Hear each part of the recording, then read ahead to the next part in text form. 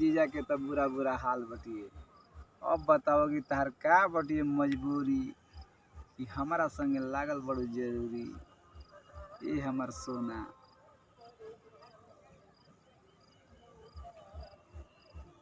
अरे हम तो तोहरा की याद करते बानी लेकिन तू हमारा की याद नहीं क्यों करत काहे। अब जब कहत बाड़ू तो सोचला कि भाई अब हमनी के याद कैसे करल जाला तनिका बता दे तू तब न।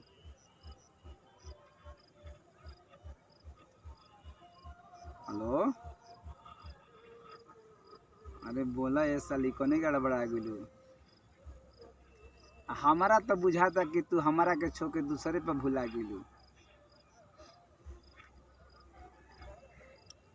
बोला ये जान तू ही जौन बाड़ू से बाड़ू अब हमनी के का बनी जा।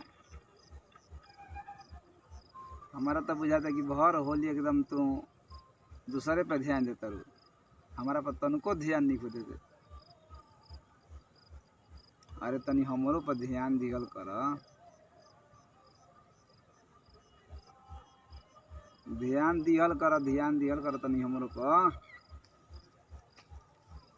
अरे गन्ना के रस खानी जूस खानी एकदम पियल कर। चहगल नहीं के लेकिन आज तोरा से कुछ अब कहत तनी आ फिर भी देखो का कही मलकनिया के छो के सलिए पर रहतनी।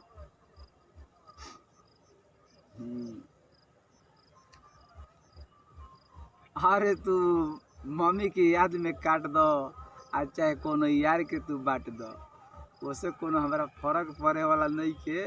लेकिन सुन ला हम बतिया का कहतनी बुझाइल।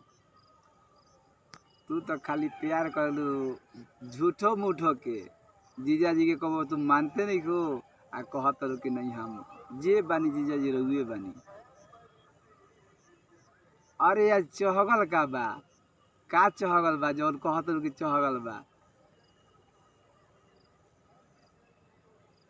आज तोरा बतिये पे हमार सब बतिये चढ़ल बा। ये ऐसे चढ़ल बा कि बड़ा ढेर दिन के बाद भेटाइल बड़ी फुर्सत में बात करे के। दिन भर तो तबाह कैले रह तो ऐसे ही मिस कॉल मार के आ फिर भी तार दीदिया बमक जाते रही हमेशा। तनको कोनो बात कहती नू तो बस बमक जाता रही। का करी अब क्या करल जा। हर बतिये में मेहरारू के शक रहता। हमारा तो बुझाता कि दोनों चक्का ढक रहता। अरे तोरा दीदिया के काली तू ही हमारे स्टेपनी बन जा।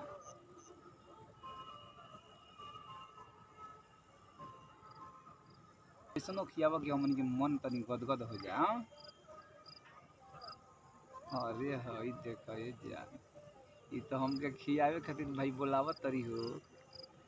अब सच्ची में हमारा बुझाता कि भेटाई ना। हमारा बुझाता कि पुआ खाए के पड़ी सीढ़ी लगा के।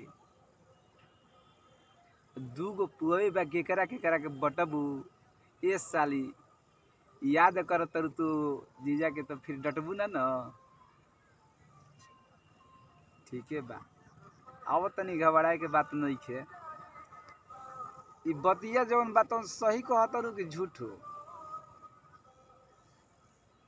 ठीक बा।